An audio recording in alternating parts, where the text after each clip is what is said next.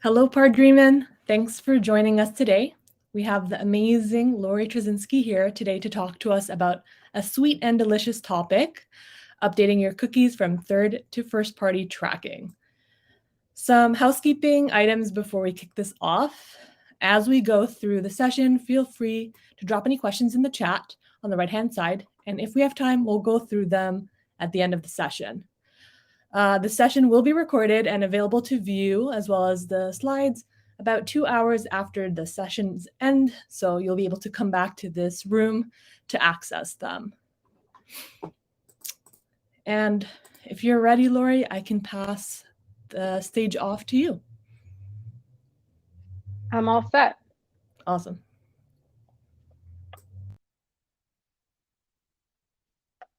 Okay, perfect. So hi, everyone.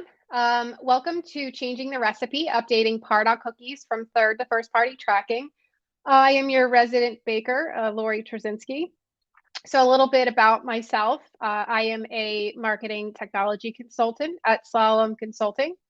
I am a certified, Salesforce certified Pardot and marketing cloud consultant and proud marketing champion. And I like to say that Pardot and I have been really good friends for the past decade or so now.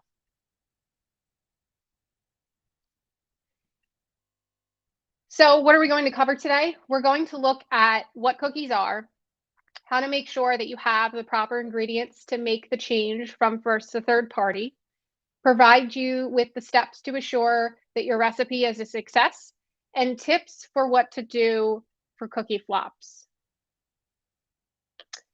So what is a cookie?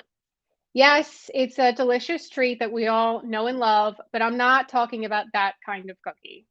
That would be nice, but no. In the digital world, cookies are small pieces of tracking code that a website delivers to a visitor's browser that tracks pages a person visits.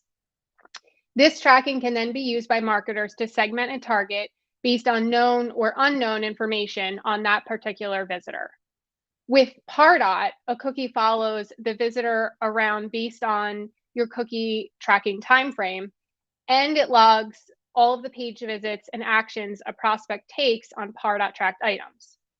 Once the visitor completes a conversion action, so say a form or landing page posted on Pardot, all of their previous visitor activity backfills, as well as their future activity will continue to track because of that cookie. But outside of the session title, were you aware that there are two types of cookies called third and first party? Let's understand why that's so important. So first party cookies are applied on a website that you visited and are meant to enhance your experience on that specific site when you return to it. It allows companies to customize their content you are directly exposed to. So say, for example, if you shop on Amazon, you would see suggested products based on your previous search and purchase history on Amazon.com. Amazon is then tracking your activity engagement with their platform and suggesting other products that are related to items that you've recently viewed.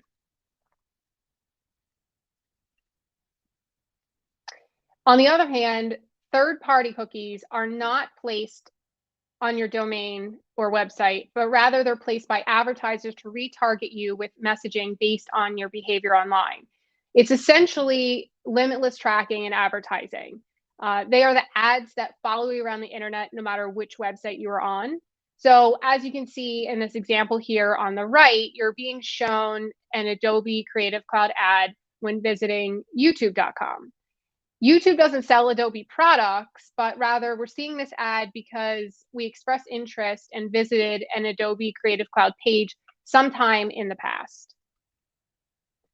But why should you care so much, right? Why are we all here? Well, due to data privacy scandals with companies misusing and abusing customer data, the backlash against third-party cookie tracking has caused some regulations that you may be familiar with or have heard of, such as GDPR and CCPA, to come into play. These changes have signaled to the internet to update their outdated cookie-based technology to find a a balance between privacy and user identification and allow for greater transparency on how companies use consumer data. So as a result, most browsers already block third-party cooking on site traffic. But why it's such a big deal now is because Google Chrome, who owns over 65% of the browser market share, is looking to start blocking those third-party cookies. And this, of course, would impact the largest piece of the internet browsing audience today. They recently updated their plans to phase out third-party cookies towards the end of 2023, which was originally updated by the end of 2022. So this extra extension in time gives marketers and technical people like yourself more time to make the change, especially since you may or may not have been aware that it's a change that you need to make. And this change will really impact everyone moving forward, whether you're a Pardot customer or using another platform. So it's not Pardot specific, but we'll go over how you can make those changes today. And so despite what seems like some maybe missing tracking capability, this change does actually bolster a bit more understanding of which sites or brands your consumers are truly interested in over others. And it helps you as marketers to focus your messaging even more forward, even more kind of moving forward. So Pardot is getting ahead of this by allowing administrators to update their accounts to use first-party tracking. Now, taking this step now rather than later will allow you to transition your third-party tracking to first without losing any previous third-party metrics in the process, and to kind of have a smooth transition and no gaps. So yes, you can apply this update now, but how does it impact Pardot specifically?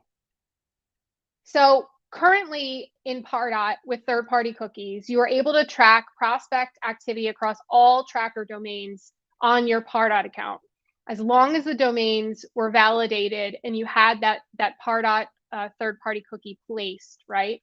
So say a Pardot converts on branda.com and visits multiple of your Pardot track domains. So they visit branda.com, they visit brandb.com.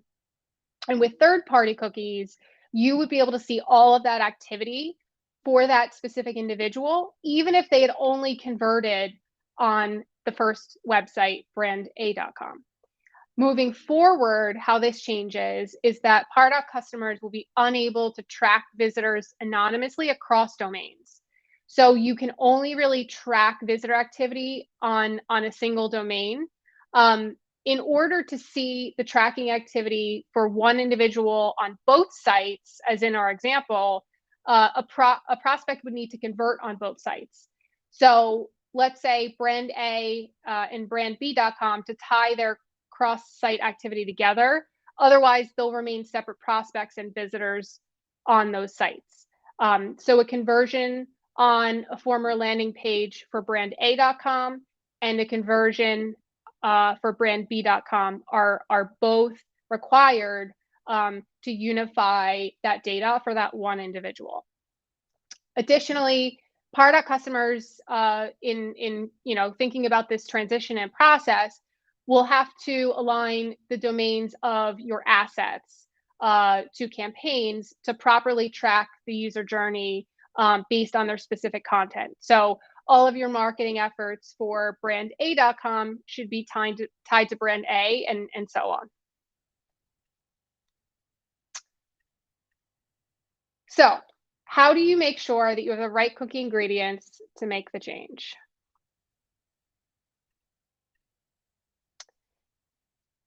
There are a couple of checkboxes you need to tick off before you make before enabling Pardot first-party tracking cookie.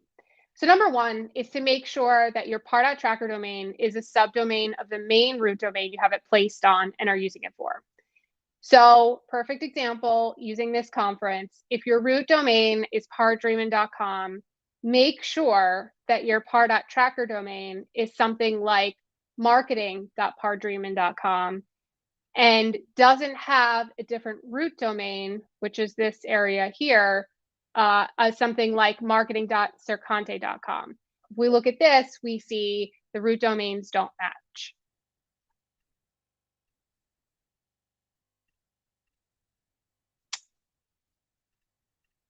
Second item is to ensure that your tracker domains are all HTTPS enabled. So using both HTTPS and HTTP protocols can result in new visitor IDs being issued and activity not being linked appropriately. Number 3 is make sure that your tracker domains are SSL enabled. So this screenshot shows the area where to verify both of these enablements for steps 2 and 3 listed above on your Pardot account's domain management page. If your SSL needs to be updated for any reason, I've seen this in the past on various client accounts, but Pardot will show you an error on both your Pardot home dashboard as well as on your account domain page describing the SSL error and what actually needs to be corrected by your IT team. And last but not least, number 4, communicate with your website and IT team. No surprise here, but since this change does involve you changing the Pardot tracking code on your website, unless it's yourself that is making the change, you will need to make sure that your website team is aware of what's required of them, as they will need to both implement the new code and remove the old code. It's not a very large involvement on their piece, but certainly very crucial to your cookie success. So notifying them that you will need their assistance is very relevant to call out here. So steps to bake. Now that you have your ingredients prepped and ready to go, let's bake. So the first step is to enable the ability to use first-party cookies in your Pardot account. So there's a couple of options, but step 1 would be open the account settings page. So depending on which Pardot interface you have, the steps slightly vary, but not by much if you're using native or Lightning. And then step 2, select use first-party tracking and then save. When selecting the first-party tracking checkbox that you see on the screen in your Pardot settings, I'd also recommend continuing to leave your third-party cookies on for the time being during your transition. Definitely keep them checked until you're done through this entire process. This way, it doesn't stop third-party tracking. The second that you uncheck that box, it will stop accepting any analytic requests on that old tracking. And of course, you should only check this when you are finished, updating the tracking codes on your website and observe that your tracking is as expected. That will show you in a bit. So the second step to make is to update your tracker domain with a default Pardot campaign. So in the case of our previous example, we'll want to update marketing.pardreamin.com with a default campaign that will be used to track all traffic related to that specific subdomain. So as we can see here on the screen, first you'll open the domain management page and then edit the tracker domain.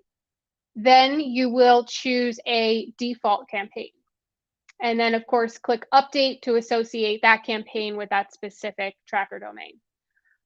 Quick tip that I found to be helpful. So when using a default campaign, you're going to want to make sure that you're selecting a campaign that you have designated for the website tracking related to the same brand that it'll be placed on. So maybe you have brand A.com website tracking campaign. You would want to align that to, say, your info.branda.com tracker and not the one for brand B. So you just want to be careful to make sure that you're aligning your brands with your relevant domains if you have more than one in Pardot. And then keep in mind, obviously, the campaigns, like I said, you select may be, similar, different based on how you're aligning your campaigns. And just to note, there is ultimately no right or wrong way to align your campaigns. It's really based on your goals and your strategy, and they can be updated or changed at any time. So step 3, third and final step, is to grab the new tracking code from the tracking code generator, which is on the same exact page we've been on, and grab it to be placed on your website. And so this code you see here will ultimately replace that third-party code that you have on there now. So back on the domain management page, you'll want to select the appropriate tracker domain you're switching over to first in the dropdown, and then copy the tracking code provided. And then that's what you, if you're doing the work yourself or if you're handing it off to your IT team, that's the code that you will provide them. Now, you can see kind of a couple of lines down in that screenshot that the PICID is blank. That is correct. So if you do this and you're like, why is that not filled in? Don't panic. That is not utilized unless you wish to override the default Pardot campaign that's already associated with that tracker. So in this example, if we wanted to update that marketing.pardreamin to be, a different campaign, then we would input that there. And at that point in time, it would then complete that with a new ID. Otherwise, just leave it as is, and it's totally fine to be blank. And then, of course, word to the wise, but don't forget to remove that old code once you're all said and done. So checking on your cookies. So you put your cookies in to bake, but you want to check on them and make sure they're going to turn out the way that you wanted them to and hoped. But maybe you're not the best baker. It's just not your specialty. So let's review some ways to assure that you have the right recipe in case you mixed up some of the ingredients that we've just gone over. So the first step you would take is to use a browser functionality, something like Google Incognito, to check. In this example, you'd open Google Incognito and make sure that block third-party cookies is turned on. Then you would go to your website that should have the first-party tracking code already on it and the third-party cookie removed. And click on the pages that have that first-party tracking code. And then note the times that you are testing, as we'll use this in the next step. So step number 2, you have 2 options for checking to see that your first-party cookie is working and that you're tracking visitors under that new cookie. So your first option is to go to your Pardot visitors report, which is prospects and then visitors, and make sure that you see a visitor created at the time that you tested. And of course, option B is to take note of the current number of views on a Pardot form and page visits that have that tracking code. So maybe it's your contact us page on your website or a product page that has a form, and just check to see that the views have increased by 1 coming from your activity. This may take some time to populate initially, but it will eventually appear. And then, of course, can't hurt. These aren't overcomplicated steps, so it can't hurt to do both just as extra validation. But if your cookies didn't turn out so great, despite your best effort putting that recipe together, maybe you're not seeing visitor traffic with those first-party cookies that you think you have installed and you think are all correctly aligned.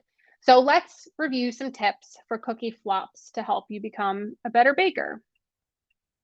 So number 1, if possible, you use one brand to simplify the process.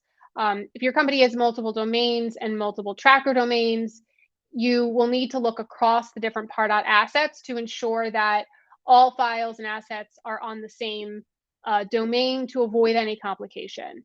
And of course, having separate business units is a great way to help avoid this issue. And then number two, check your Pardot settings.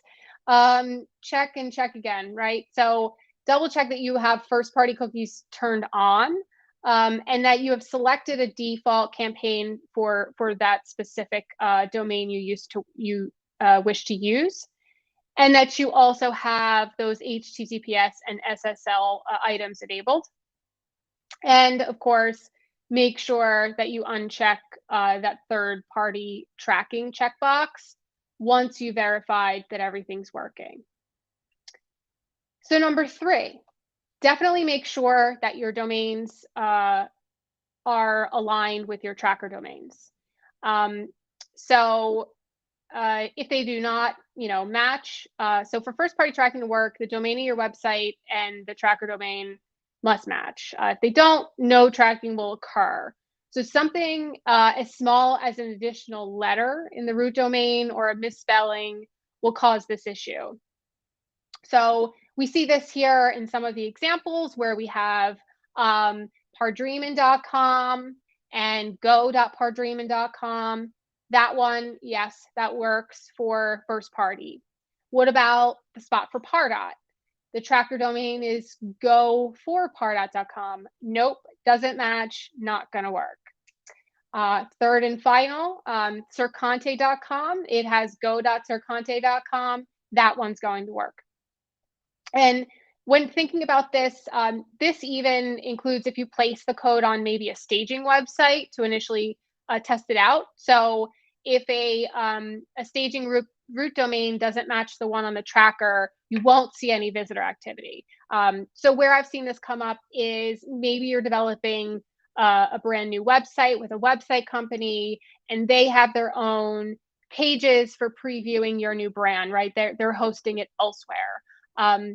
If they're using that other domain and you're kind of looking to test out your first party cookies ahead of time, it's not going to show visitor activity. So just something to keep in mind.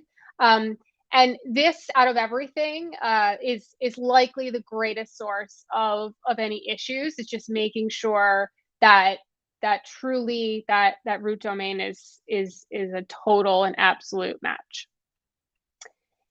And then, of course, once you are, last but not least, but to make sure that you review your website code with your website team. So number one, make sure the tracker domain used is the one you expected. And number two, make sure that the third-party code is removed, and obviously that the first-party tracking is installed, specifically in the HTML before the closing body tag. So I want to circle back to number one there, especially is if you have multiple brands and domains and maybe you have handed the code to your website team and they're applying them, just double check, hey, is this tracking code on the right website? There's a chance that they might have been mixed up.